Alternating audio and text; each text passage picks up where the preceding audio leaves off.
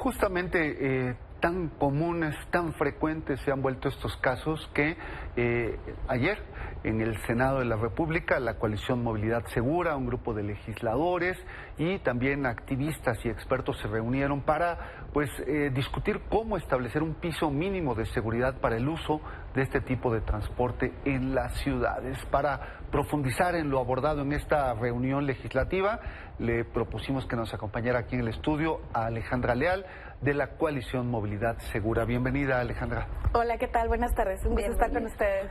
Pues un tema que tiene muchas aristas, una de ellas la que presentamos, la violencia vial, las muertes, pero también la falta de regulación, a quién regular. Escuchábamos estas discusiones sobre si regular a los conductores motociclistas o a quienes traen motocicletas inseguras y contaminantes al país, ¿no? Así, muy interesante el foro que organizaron ayer, Ale. Importantísimo seguir hablando de seguridad vial y de traer un enfoque de protección de la vida. Es muy difícil encontrarnos con estos números y queremos que ya ninguna familia vuelva a pasar por lo que quienes pierden a sus seres queridos, a sus amigas, a sus amigos en estos siniestros, pues están viviendo. Creo que es importante señalar que en México seguimos perdiendo al año 16,000 personas a causa de siniestros de tránsito. Este número empezó a tener una tendencia ligera a la baja, pero en 2020 otra vez subió. Y esto quiere decir que no estamos cumpliendo con el acuerdo que México firmó de reducir en 50% el número de muertes por siniestros de tránsito y de lesiones graves. De estas 16,000 personas, anteriormente el 50% era peatones. Ahora 33% son peatones y 33% son motociclistas. Y el porcentaje de motociclistas, como el número total, ha ido en aumento, sobre todo también a partir de la pandemia. Esto se debe a varias razones. Fue un fenómeno global porque pues la motocicleta se ha vuelto tristemente también en una opción de movilidad para muchas personas, en donde el transporte público o las condiciones para llegar, acceder al trabajo, a la escuela, no son de lo mejor y entonces optan por este modo que tiene muchos atractivos porque es accesible, es muy ágil y el problema es que está vinculado con una alta vulnerabilidad. Hemos visto que las personas que andan en moto es más probable que se vean involucradas en un siniestro, en un choque y que estos choques pues terminen en la muerte de las personas. Lo que también preocupa es que estas mismas pasajeras traen ocupantes de las motocicletas y además no solamente están muriendo ellas, sino que también están causando atropellamientos. Entonces no solo son víctimas ellos, sino que también hay víctimas peatonas, ciclistas que están muriendo a causa de un impacto con con una persona en motocicleta. Bien, ¿cuáles son las principales cosas que se buscaría, digamos, mejorar o regularizar? Desde Céntrico trabajamos en un diagnóstico para el Instituto Belisario Domínguez. El día de ayer tuvimos esta mesa de diálogo multiactor con el sector privado, con motociclistas, muchos de ellos, por ejemplo, de mototurismo. Creo que tenemos que visibilizar las voces, sobre todo también de las personas que están haciendo mensajería en motocicleta, que incrementaron en gran medida. Y también, por ejemplo, hay muchas personas, sobre todo en el sur y sureste del país, que utilizan la moto en medios rurales para comunicarse entre estas zonas. Es importante verlo desde un enfoque muy integral porque se está volviendo en una herramienta de trabajo, en un esquema de accesibilidad a educación, a trabajo, y es importante pues tener todas estas consideraciones. A partir de este diagnóstico, lo que queremos también es impulsar una política pública más integral para atender este tema, en donde se haga reformas legislativas, como puede ser fortalecer lo que quedó en la Ley General de Movilidad y Seguridad Vial, que desde la Coalición Movilidad Segura impulsamos para que se aprobara.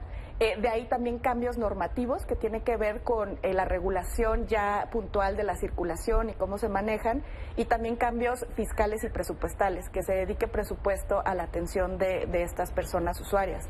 Es importante señalar que una de las estrategias principales que promueve la Organización Mundial de la Salud es la movilidad sustentable.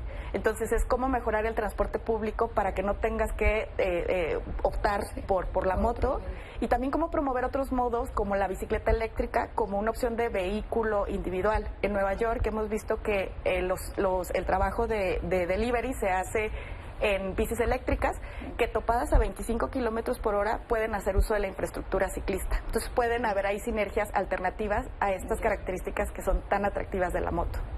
Y es un hecho que no tiene retorno, ¿no? Es decir, este incremento veloz en el número de motociclistas en las calles no se va a frenar. O sea, todo indica, el mercado, los datos, que vamos a ver cada día más motos en nuestras ciudades. Y si las autoridades a nivel federal, a nivel estatal, a nivel local no toman cartas en el asunto, pues estas cifras de muertes van a seguir incrementándose. Ya veíamos los testimonios de la gente que trabaja en los hospitales, cómo cada vez tienen más donaciones de órganos, de justamente pues estos jóvenes mensajeros que dejan su vida en las calles. Totalmente. El crecimiento del uso de la moto va vinculado también con el crecimiento del número de muertes en las calles. Entonces, ¿cómo hacemos para garantizar que quienes andan en moto lo hagan de forma segura y cuenten con las condiciones, más allá de las conductas? Y también desincentivar que más personas opten por este modo que ha probado, pues, que está matando a las personas en las calles, ¿no? Encontramos también, por ejemplo, que 2 de cada 3 son atropellados por un vehículo automotor de los motociclistas que fallecen. 1 de cada 3 choca contra un objeto fijo. Entonces también hay mucha responsabilidad de quienes están conduciendo vehículos automotores, que al final pues son también quienes tienen que tener responsabilidad, y la gestión de la velocidad es clave. Cómo tener velocidades adecuadas que protejan a todos los usuarios de la vía. Y algo que también, cómo respetar pues las ciclovías, ¿no? Que es un tema que también se da mucho, que luego toman las ciclovías y pues ahí también está el ciclista. Y justo lo que dices, cómo como gobierno, como autoridad, ¿qué les puedo ofrecer para que no sea su primera opción de medio de transporte? Porque luego vemos que van, por ejemplo, la familia completa, ¿no? El papá, el pequeño, la pequeña, la mamá, y no vamos a juzgar porque es un medio de transporte y lo llevan a la escuela. Exacto. Es la forma en que tienen para llevar a sus hijos a la escuela. Entonces, es que tú como autoridad, ¿qué me puedes ofrecer? ¿No? Totalmente, y qué bueno que haces énfasis en eso, porque quizá desde el privilegio o quizá desde este enfoque muy desde pues lo que debe ser, niñas y niños no deberían de subirse en motocicletas porque no hay las condiciones, pero estamos viendo realidades en nuestro país que nos implican a pensar en soluciones para resolver lo que está pasando en este momento, pero también justo para tener opciones que lleven a optar por otras formas de trasladarse. Por eso es que sí creo que a partir también de estas mesas tienen que continuar, necesitamos seguir dialogando, encontrar mejores formas, y sí creo que insistir en la velocidad, o sea, la velocidad de todos los vehículos en las vías va a ser que a lo mejor sí haya choques, pero estos choques no sean fatales, claro, que eso es lo que queremos prevenir. Un poco una visión sistémica, ¿no? Donde gobernadoras, gobernadores, alcaldes, alcaldesas vayan viendo que tienen que regular las velocidades, porque los vehículos de mayor dimensión pues tienen mayor riesgo, ¿no?, de atropellar, de matar, y tienen que tener mayor regulación en cuanto a sus velocidades. Totalmente, 40 personas al día mueren en nuestro país. Creo que ese dato nos tiene que servir para soportar proyectos, por ejemplo, la instalación de sanciones económicas tras el exceso de velocidad, utilizando tecnologías como son los radares, las fotomultas.